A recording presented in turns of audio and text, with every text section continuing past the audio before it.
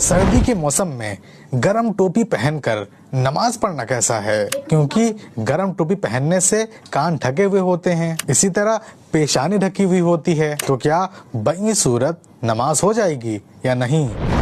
جی ہاں، گرم ٹوپی پہن کر نماز ہو جائے گی، اور نماز میں گرم ٹوپی کی وجہ سے کان ڈھک جانا کی نماز کو فاسد نہیں کرتا، بلکہ بلا کراہت نماز ہو جائے گی۔ اب رہا مسئلہ گرم ٹوپی سے پیشانی ڈھک کر نماز پڑھنے کا، تو اس کی 3 صورتیں ہیں۔ پہلی صورت، کسی عذر کی وجہ سے، مثلا سردی کی وجہ سے پیشانی ڈھکی اور اس کے باوجود پیشانی زمین پر جمی ہوئی ہے، زمین کی سختی محسوس ہو رہی ہے، تو پھر بئی صورت بلا کراہت نماز ہو جائے گی۔ دوسری صورت، پیشانی زمین پر جمی ہوئی ہے اور زمین کی سختی بھی محسوس ہو رہی ہے، مگر بلا عذر پیشانی ڈھکی ہوئی ہے، تو پھر بئی صورت نماز کراہت کے ساتھ ہوگی۔ تیسری صورت، پیشانی زمین پر نہ جمی بلکہ پیشانی دبانے سے مزید دبے گی، یا پھر پیشانی پر سجدہ نہ کیا بلکہ سر کا کوئی حصہ زمین پر لگایا، تو پھر ان صورتوں میں نماز نہیں ہوگی۔ بحر الرائق میں